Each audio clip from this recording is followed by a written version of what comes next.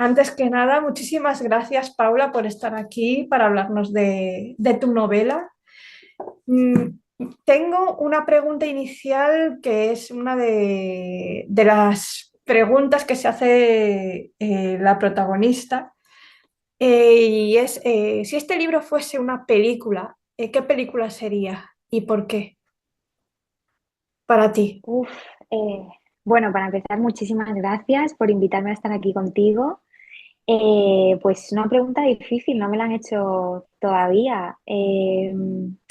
No sé qué película sería porque ahora mismo no la puedo relacionar con ninguna en concreto que me venga a la cabeza, pero desde luego creo que sería una película de la que estarías como en tensión constante viendo a ver qué pasa y por dónde va a salir la protagonista. Creta es la protagonista, tiene un nombre de isla.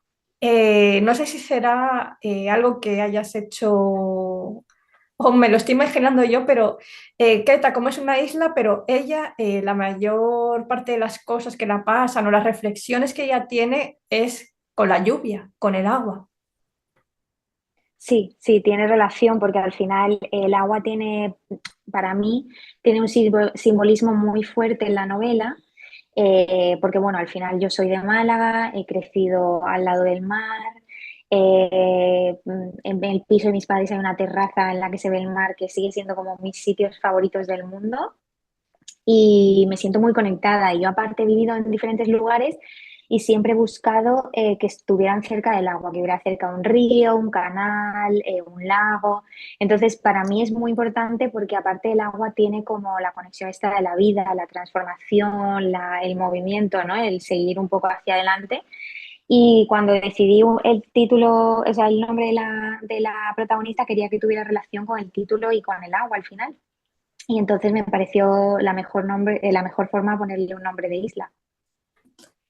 Otra de las cosas que me llama la atención, no sé si será también una locura, es que la protagonista, Creta, eh, digamos que se lleva, o sea, tiene una relación con su madre y con su hermana, pero la que la veía tal y como era, la que, digamos, la dio un consejo que a mí me emocionó y todo, era con su abuela. No sé si has querido hacer un homenaje a los abuelos, pero también a todas las generaciones de mujeres, porque con el padre sí, el padre aparece, pero no es tan, no aparece tanto y tan como estas mujeres de la novela. Sí, sí, creo que al final también la novela retrata un tema que, bueno, por desgracia nos toca más de lleno a las mujeres, por la estadística lo dice, y sí que he querido reflejar un poco esa generación de mujeres, esa unión que tenemos, ese vínculo, esa sororidad de alguna manera de que nos comprendemos, ¿no? Y que al final tenemos una sensibilidad y una forma de entender las cosas que al final, si no las has vivido o no las ha vivido alguien de cerca a tu entorno, pues es más complicado, ¿no? O sea, es más complicado para el padre en este caso ponerse totalmente en la piel de la hija y es más severo, ¿no? Cuando dice, no te hemos educado para esto, no. Y la madre se aproxima al problema con una manera más protectora, ¿no? Más empática en cierto modo. Y la abuela lo mismo, la abuela al final sí que he querido hacer un cierto homenaje como a toda la generación de mujeres de abuela, madre e hija. Sí. Creta cuando era pequeña, cuando se la apuntaron a clases de teatro, siempre buscaba a sus padres cuando estaba encima del escenario. Ujú. Al final de la novela, ¿a quién crees que ella va a buscar o buscará a sus amigos, de nuevo a sus padres? Yo creo que a su familia, a sus padres, y por eso al final también cierra un poco como un recuerdo de la infancia, ¿no? Como eh, al final la infancia no solo es nostalgia, sino también es el germen de lo que tú eres, ¿no? O sea, como la conexión con tu esencia, tus orígenes. Entonces, yo creo que en este caso Creta también es un personaje que se ve que está muy unido a su familia y al final creo que es donde todos volvemos aparte de los amigos que todos nos apoyamos muchísimo y son súper importantes, pero la familia siempre va a estar ahí. En la mayoría de los casos y de familias funcionales, tu familia va a estar ahí siempre, pase lo que pase. Y creo que todos de alguna forma cuando nos sentimos pequeñitos o nos sentimos vulnerables, que al final es también un poco como te sientes cuando eres un niño, pues recurres a volver a tu madre o a tu padre, a sentirte arropado son las personas que realmente siempre te guardan la espalda, hagas lo que hagas.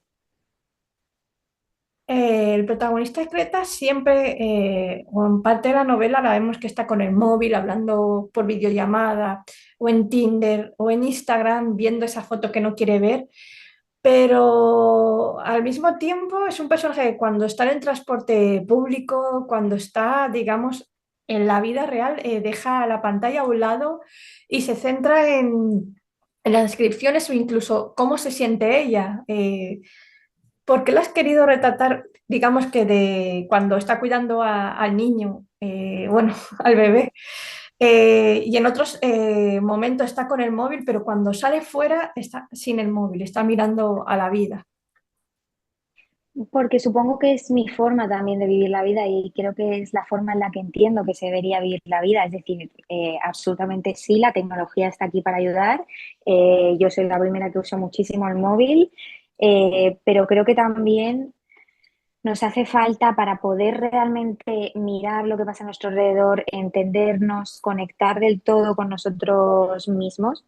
Me estoy poniendo un poco mística, pero eh, hace falta dejar la pantalla a un lado y como parar. Y creo que igual he reflejado en eso como mi forma de vivir, pues lo he reflejado un poco en ella.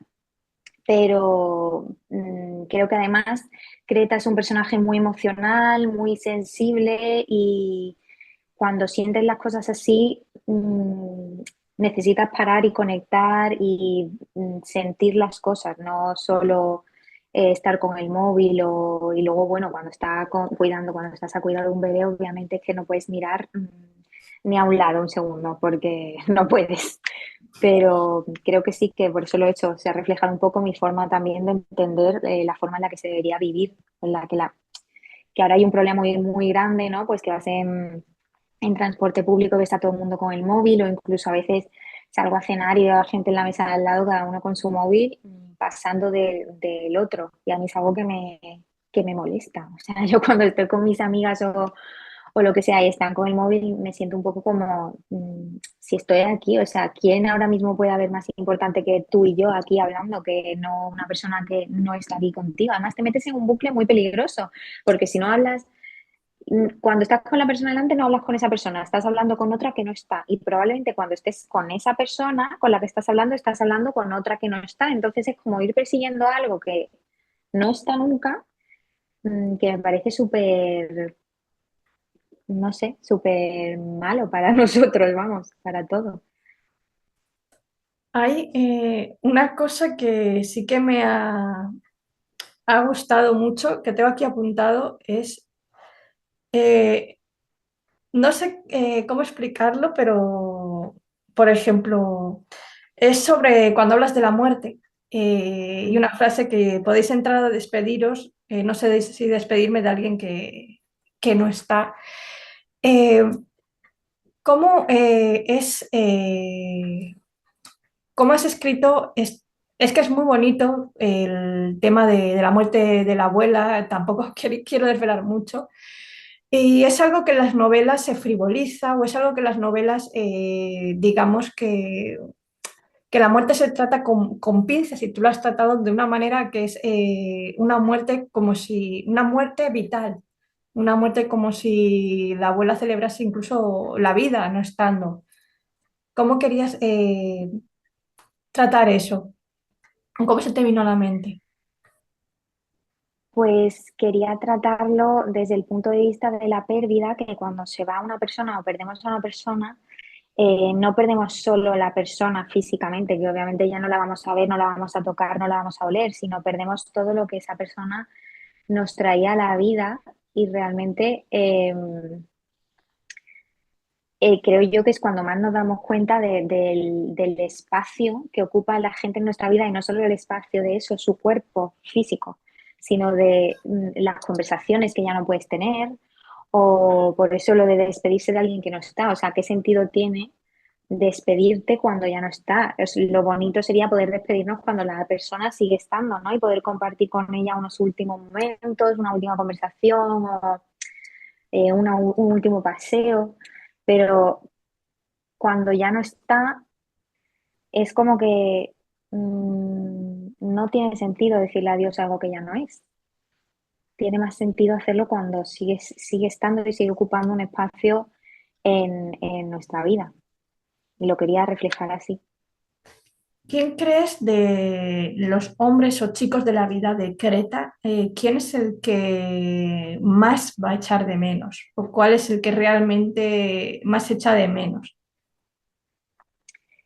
Yo creo que el que más echa de menos durante toda la novela es Sí, a Milo. sí, Al final yo creo que va buscando, y de hecho creo que va buscando sentir lo mismo que con Milo, aunque le dé miedo a la vez. O sea, es hay una contradicción de, mm, pues hay un personaje que es como la opción correcta, ¿no? O sea, lo que la cabeza te dice, esta es la persona que te va a hacer bien, pero esas cosas tampoco se pueden forzar. O sea, yo soy partidaria de, esto es mi opinión personal, de que tiene que haber una parte de cabeza totalmente.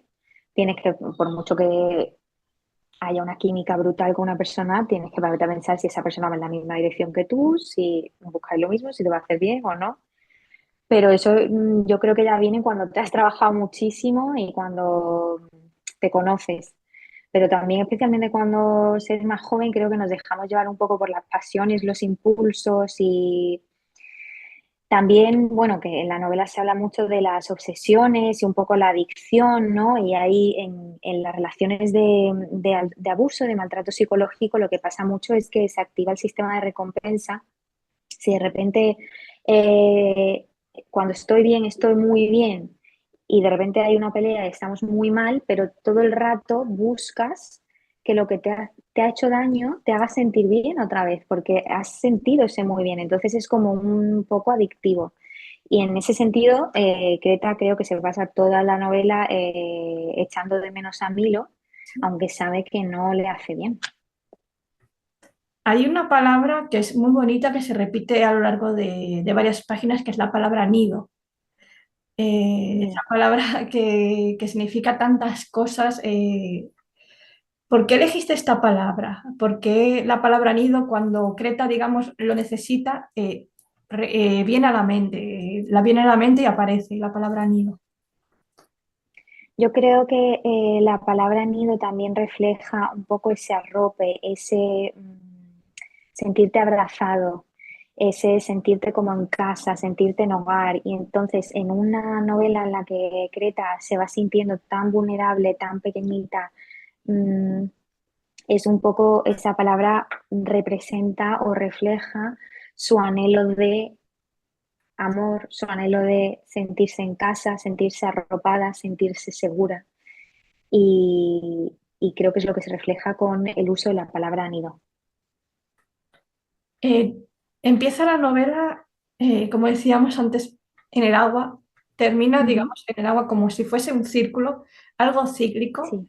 ¿Tenías pensado empezar y terminar, digamos, en el mismo lugar? Como si todo se cerrara. Eh, pues a ver, yo, siendo completamente sincera, no me senté un día y dije, voy a escribir una novela. O sea, yo no fue así mi proceso, no fue un proceso ordenado, ni estructurado, ni lineal. Yo simplemente, pues empecé a escribir en un momento que sentí la necesidad de hacerlo y fui escribiendo, me iban saliendo como párrafos, párrafos, fragmentos, aparentemente sin mucha conexión. Y un día releyéndolos ya identifiqué un hilo conector y a partir de ahí empecé a construir. Y cuando ya empecé a construir, decidí el tema del que quería hablar, cómo quería tratarlo, cómo quería hablar y fui conectando. Entonces, yo tenía muy claro de esos fragmentos cuál quería que fuese el que abriese la historia de Creta y cuál quería que fuese el que la cerrase, porque en este caso el final como has leído, es bastante abierto, un poco inconcluso, pero me gustó así porque realmente la vida es así, ¿no? O sea, no siempre hay un final, no siempre hay como una definición, no siempre hay un cierre, no siempre es algo definido y rotundo.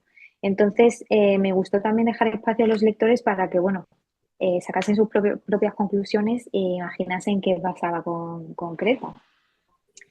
Eh, y cuando ya tenía en la mente ese final, sí que es verdad que de forma natural los dos tenían que ver con el agua, pero todo esto fue antes de ponerle el título, antes de definir exactamente el nombre de la protagonista, y entonces ya cuando es como jugar un poco con plastilina, ¿no? Pues cuando ya vas, o hacer arcilla, cuando ya vas dándole forma, vas viendo y al final lo decidí así, pero fue también un poco parte del proceso orgánico, o sea, me salió, quería ese principio, tenía claro ese final, por cosas de la vida los dos trataban de agua y ya vi como toda la conexión en el conjunto de la novela. No sé si estaré equivocada o no. Esta novela es como una caricia y luego como un golpe para la protagonista. Como un nuevo comienzo y luego bajar y replantearse las cosas. Mm, qué bonito, muchas gracias. Pues sí, sí, yo creo que es un poco un intento. O sea, ella hace el intento de alejarse de lo que ama, pero a la vez le hace daño. Y hay veces que cuando intentamos las cosas, pues salen bien, y hay veces que cuando intentamos las cosas, pues no nos salen exactamente como lo teníamos planificado y salen de otra forma. También la forma en la que está estructurada la novela, que sí que fue algo que fui trabajando cuando ya me di cuenta de lo que quería hacer y lo que tenía entre manos, eh, es así porque yo quería que no fuese súper obvio desde el primer momento el maltrato psicológico, el abuso o la violencia silenciosa. Yo quería que fuese como más sutil al principio y que poco a poco se fuera haciendo más evidente, porque creo que es así también como sucede en la vida real. Cuando estás en un tipo de relación como esta, no coge en el primer mes o en la primera cita y, y te hacen cuatro desplantes, porque entonces cualquier persona diría, ahí te quedas, ¿no? O sea, es que no. Pero ya las cosas se van intensificando conforme se intensifica el sentimiento y conforme hay más solidez, por así decirlo, en la relación y cuesta más irse de ese lugar. Entonces también eso lo he querido plasmar con esa forma de que dices tú, que empieza un poco como una caricia, acaba siendo un golpe, porque creo que es así como pasa y quería que se reflejara. Me alegro mucho de que se haya reflejado así. La ciudad de Londres aparece, es otro personaje que está ahí silencioso pero con mucha vida. Y el Londres que nos describes, que Creta nos enseña, no es el típico Londres que vemos en las películas o que estamos acostumbrados a ver. ¿Sabías exactamente qué sitios o por dónde nos iba a llevar Creta? Bueno, yo personalmente estuve viviendo en Londres 2 años. Entonces, en ese sentido, sí que he usado mis propias experiencias para darle autenticidad a Creta y un poco enseñarles a Londres de lo que es de verdad vivir en Londres. Que todo el mundo se imagina que vivir en Londres es, pues eso, lujazo, pisazo y fiestas. Y es muy distinto vivir en Londres, más para nuestra generación que se tuvo que ir nada más acabar la carrera por la situación que había en España. Yo, por ejemplo, terminé la carrera y tenía la universidad y un máster y tal, y no había forma de encontrar trabajo.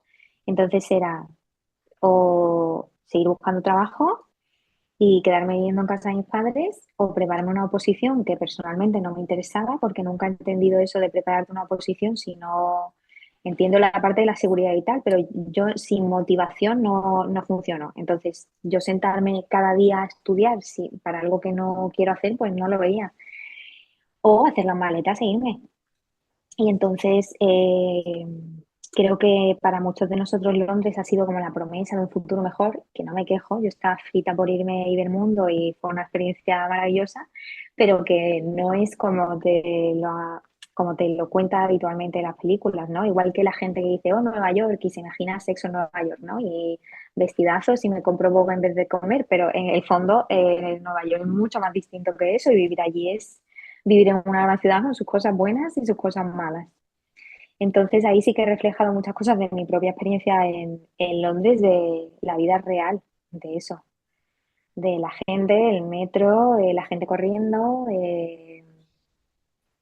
ir pues tener que aceptar un trabajo que apenas te permite vivir allí, porque yo trabajaba y entre la tarjeta de transporte y el alquiler, pues me quedaba para poquito más y salir del paso en el día a día. Otra cosa que mientras estabas hablando estaba reflexionando, no sé si estaré en lo cierto, y es que Creta llega bien, pero conforme está en Londres, eh, como que está mala, coge gripe, también pues digamos, las borracheras que coge o cómo se siente, como que la vemos una Creta diferente y el Londres está como mala, como si Londres la hiciese mal metafóricamente. Mm. Yo creo que también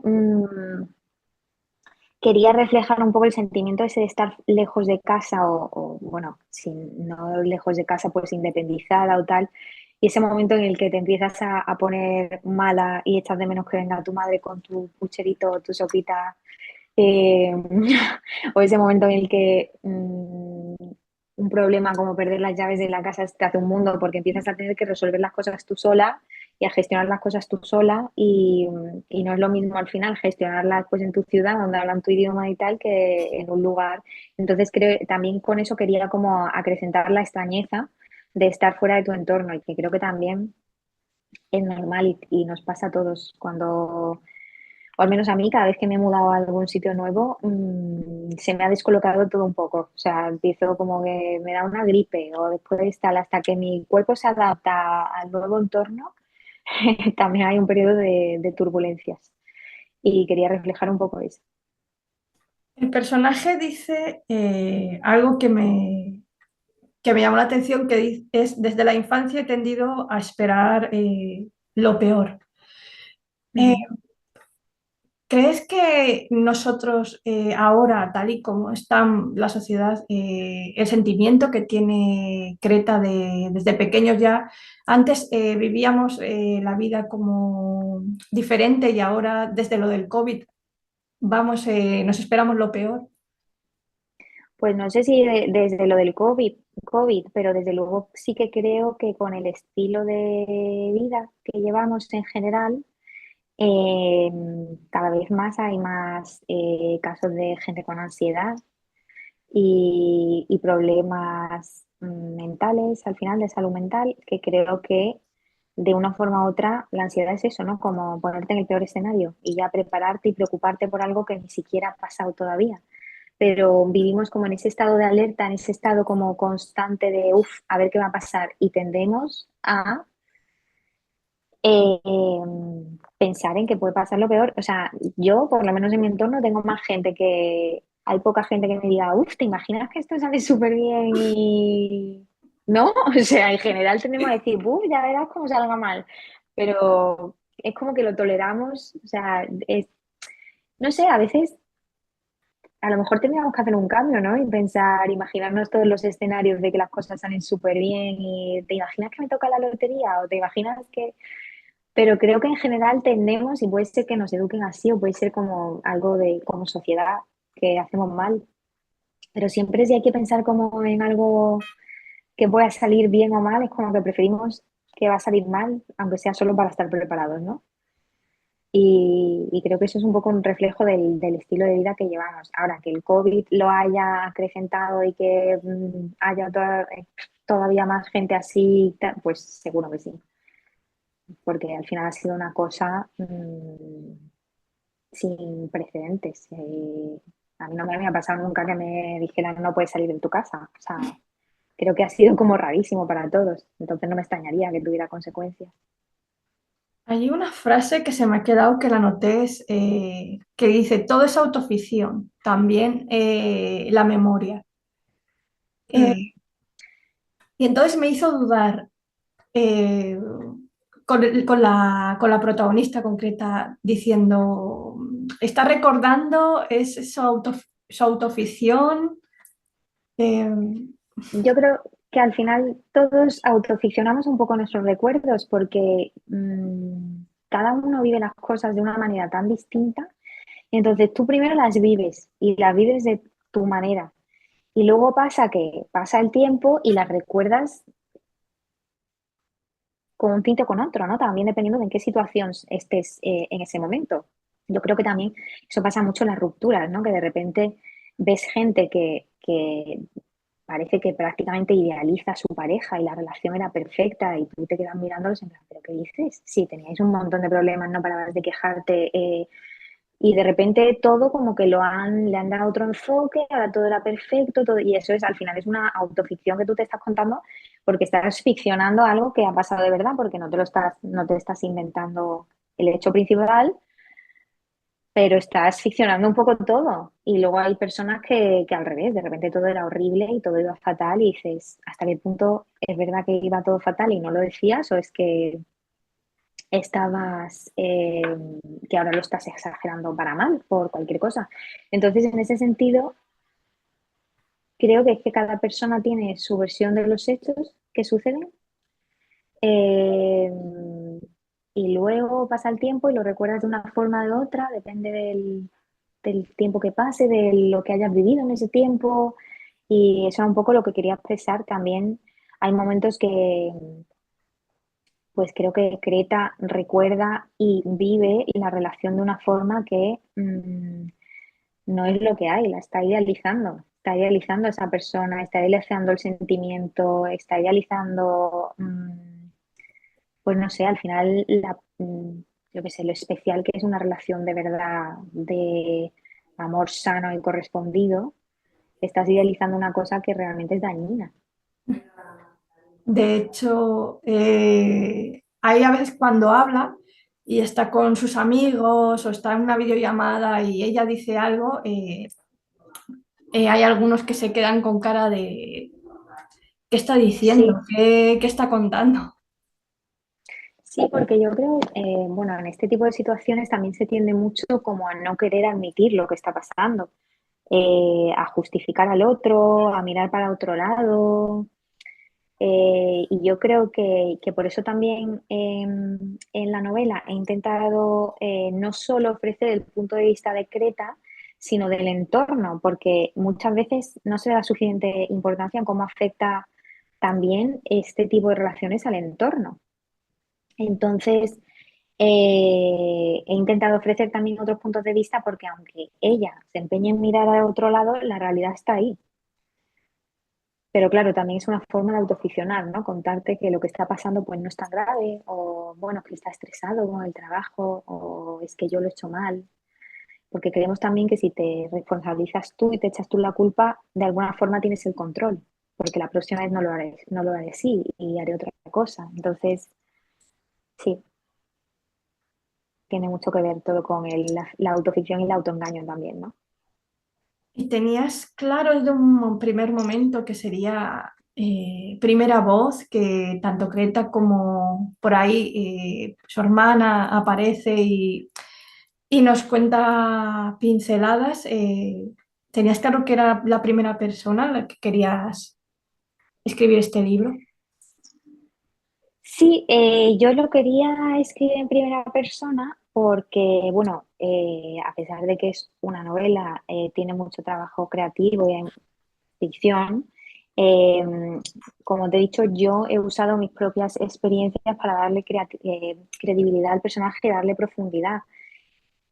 Yo, al haber vivido una relación de maltrato psicológico, yo no soy capaz de hablar desde otro punto de vista que en primera persona. O sea, soy capaz, me pongo en la piel de los personajes y a partir de ahí hago como una visión pero la forma en la que yo mejor puedo llegar a entender, el personaje al que yo, por lo que he vivido, puedo llegar a entender mejor es a Creta.